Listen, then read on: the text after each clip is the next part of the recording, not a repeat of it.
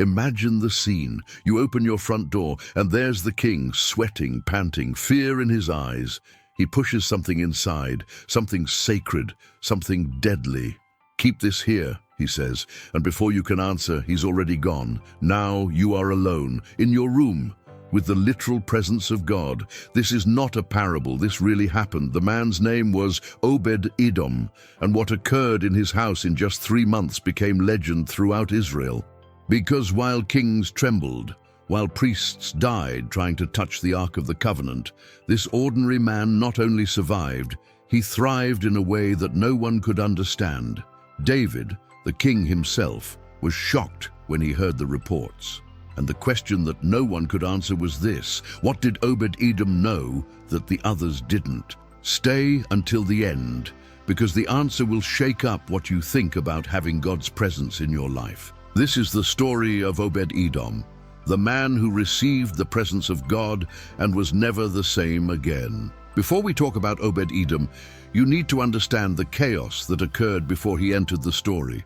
Israel had just suffered one of the most humiliating defeats in its history. The Ark of the Covenant, the ultimate symbol of God's presence, had been captured by the Philistines. For years, it remained in enemy territory, bringing plagues and terror wherever it went. When it finally returned to Israel, the people thought that the days of glory had returned. But David, now king, made a fatal mistake. He wanted to transport the Ark of the Lord back to Jerusalem, but he did it the wrong way. They placed the Ark on an ox cart as if it were just any object. And when the oxen stumbled, a man named Uzzah reached out to steady it. In an instant, he fell dead. The feast turned into a funeral. The celebration turned into panic. David was furious and at the same time terrified. How could this be? They were trying to honor God. The Bible says that on that day the king was afraid of the Lord, and the question that echoed in everyone's heart was terrible. Is God's presence still with us, or are we being rejected? The silence that followed was deafening. The Ark of the Covenant stood still in the middle of the road. No one wanted to approach, no one knew what to do. But God already had a plan, and his name was Obed-Edom. So who was this man? Obed-Edom was not a famous name. He was not a prophet. He was not a priest of important lineage. He did not command armies nor accumulate riches. His name, in fact, means something quite simple: servant of Edom, or one who serves. And that is exactly what he did his whole life: serve. He was a Levite from the city of Gath-Rimmon, a region near the border. His life was ordinary, predictable. He cared for his family, worked with his hands, and honored God in the best way he knew how. Nothing about him stood out.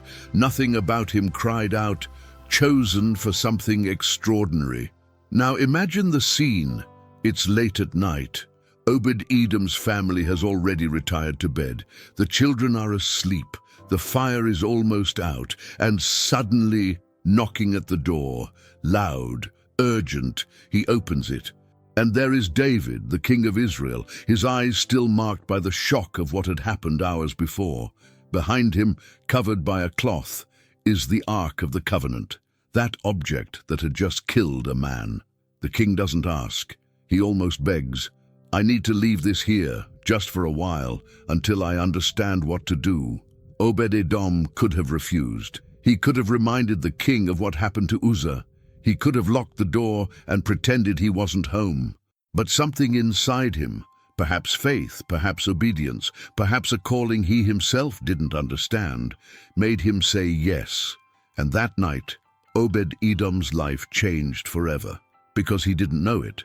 But God was about to transform the home of an unknown servant into the stage for one of the greatest miracles of the Old Testament. The question is, would you have opened the door? That moment was much more than an unexpected visit. It was a spiritual crossroads. David was devastated. He had planned a glorious celebration, a triumphal procession bringing the Ark back to Jerusalem. Musicians, dancers, thousands of people following in worship, and suddenly everything collapsed. Uzzah was dead. The feast had turned into tragedy, and the king, for the first time in a long time, didn't know what to do. The Bible says in 2 Samuel 6, 9, 10 that David was afraid of the Lord that day and asked, "How can I bring the ark of the Lord to me?" The answer he found was simple. He couldn't, at least not at that moment. So he made a decision. He would leave the ark in the house of Obed-Edom the Gittite, just for a while, just until he understood what had gone wrong. Now, put yourself in Obed-Edom's place. You have just received into your home the most sacred and most dangerous object in the entire nation, the same object that brought plagues upon the Philistines, the same one that just killed a man in front of you. And now it's in your living room. Your wife looks at you. Your children look at you, and the silent question hangs in the air. What did you just do? But Obed-Edom did not back down. He did not panic. He simply received. He treated that ark not as a threat, but as the living presence of God. And that attitude, that willingness to honor the sacred, even when it was dangerous, changed everything. Because sometimes God doesn't look for the most prepared. He looks for the most available. The first few days must have been the hardest. Imagine waking up every morning and seeing that ark there, remembering that men died for touching it the wrong way, feeling the weight of the responsibility of guarding something so holy, so powerful, so beyond your comprehension. The presence of God is not something decorative. It's not a lucky charm. It demands reverence. It demands holiness. It demands that you change the way you live, the way you speak, the way you act within your own home. Obed-Edom knew this. He must have gathered his family and established clear rules, absolute respect, safe distance, purity in every corner of that house, because carrying the presence of God was not a casual honor. It was a responsibility that could cost a life. But here is the secret that many in Israel have not understood. God's presence does not destroy those who honor him. It destroys those who despise him. Uzzah died not because God is cruel, but because he broke the sanctity of something sacred. The ark was supposed to be carried on the shoulders of the Levites with specific poles in a specific way, but they chose the easy way. And the easy way, when it comes to the sacred, is dangerous. And since we're talking about not losing what's important, if this story is touching you, don't miss the next videos. Subscribe to the channel and turn on notifications, because there are many more powerful Bible stories coming. And leave a like so we know you want more content like this. Going back, Obed-Edom understood something that few understood. The presence of God was not the problem. The problem was how you approached it. And it was precisely this attitude that opened the gates of heaven upon his house. Then, something started to change. At first it was subtle, almost imperceptible. But Obed-Edom's family began to feel that something was different. The atmosphere in the house was no longer the same. There was a peace, a joy that didn't make sense rationally. It wasn't euphoria. It wasn't a passing emotion. It was something profound, something that touched the soul of every person who lived there.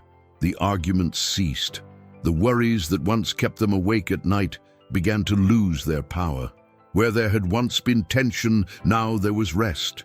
Where there had once been fear, now there was confidence. The presence of God was not only within that house, it was transforming that house. And this is something we need to understand. The presence of God changes environments. It doesn't remain inert. It doesn't stay still. When God dwells in a place, that place is never the same again. Obed-Edom began to realize something extraordinary. Honoring God's presence was not just a duty, it was a privilege. It was not just a burden, it was a blessing. And then what was spiritual began to manifest in the physical.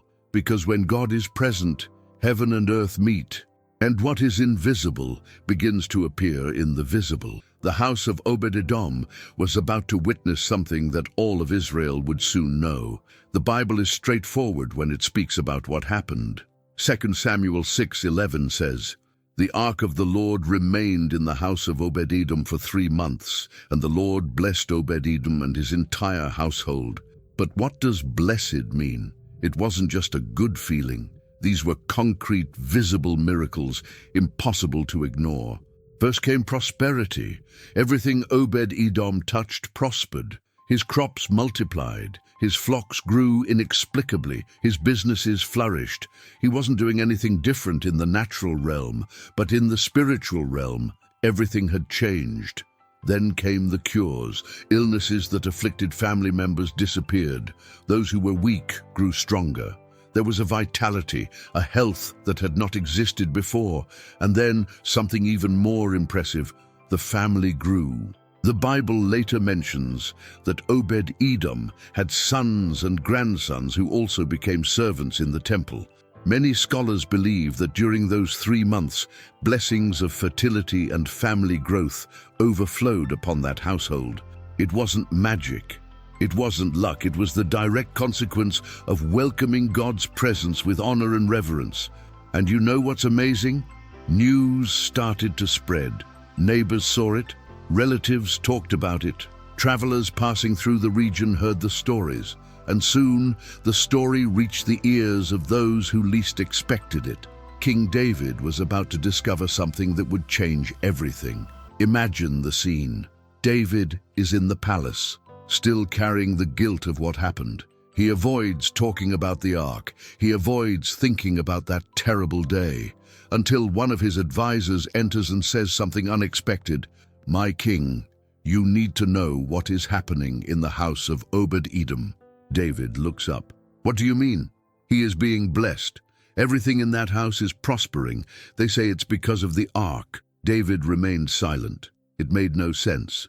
The same ark that had brought death was now bringing life. The same presence he had feared was showering blessings upon a simple man. Then something clicked in the king's mind. The problem was never the ark. The problem was how they treated it.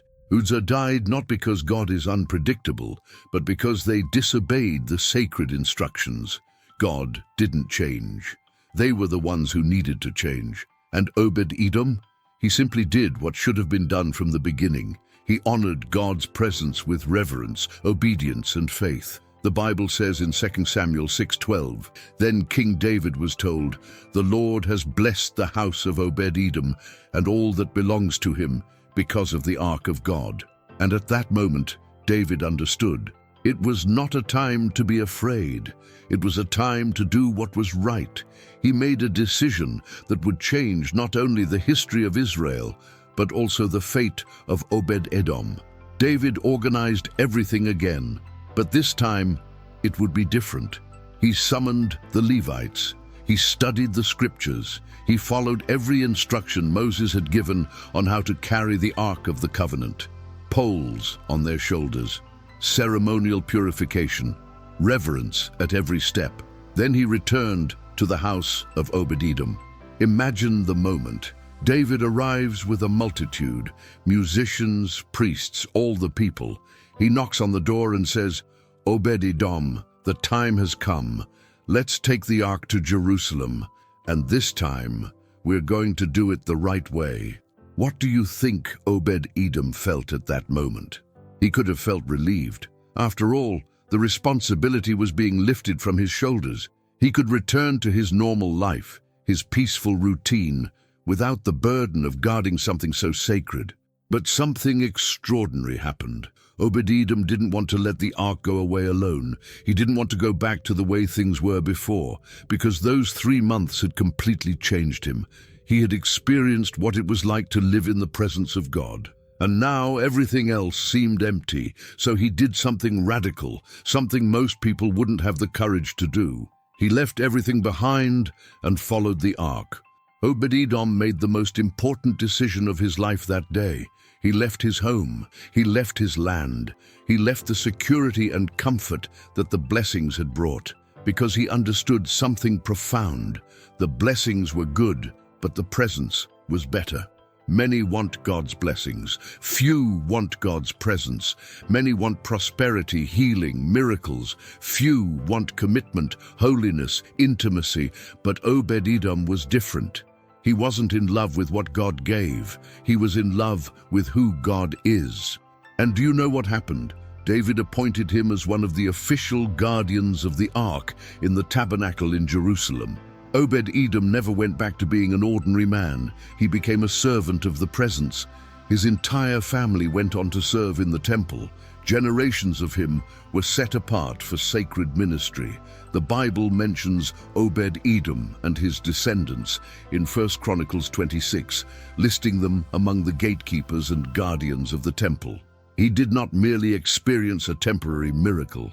He entered into an eternal calling, because here's the truth. When you honor God's presence, He doesn't just bless you. He transforms you. He repositions you. He gives you a purpose that goes beyond yourself.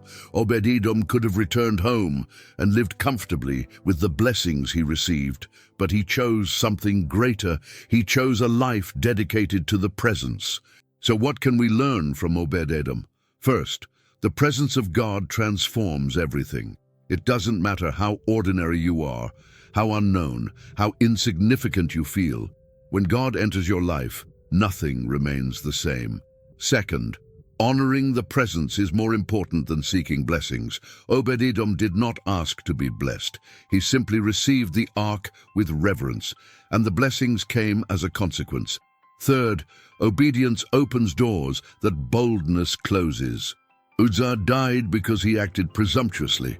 Obed-Edom prospered because he acted obediently. God does not change.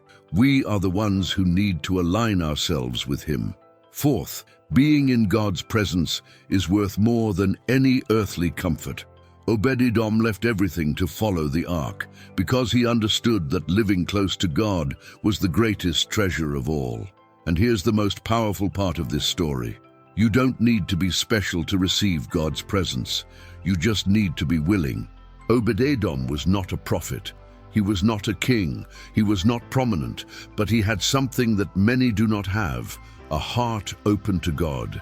And that changed everything. The presence of God still transforms today. It still heals. It still brings prosperity. It still repositions. But the question remains, are you willing to receive it, even if it changes everything in your life? Because that's what happened to Obed-Edom, and it can happen to you too. If this story touched you, I want to extend an invitation to you. Don't let this video pass you by like just another one. The story of Obed-Edom isn't just an ancient narrative. It's a call to action. A call for you to reevaluate what truly matters in your life. Have you been seeking God's blessings or God's presence? Have you honored the sacred with reverence or treated spiritual things carelessly? Obed-Edom teaches us that God's presence is not dangerous for those who honor it. It is dangerous for those who despise it. But for those who receive it with faith and obedience, it becomes the source of all transformation. Leave a comment below. What impacted you most in this story? What did God speak to you through the life of Obed-Edom? I want to know, and I'm sure your comment will bless others who watch this video. And if you're not already subscribed to the channel, subscribe now and turn on notifications. Because every day I bring you powerful Bible stories like this one, full of teachings that will strengthen your faith and transform your life. Share this video with someone who needs to hear this message, because somewhere there is a person living as if God were dangerous, when in reality He is waiting to transform their life just as He transformed Obed-Edom's. May God's presence fill your home. May it transform every area of your life. And may you, like Obed-Edom, never be the same after experiencing it. God bless you, and until the next video.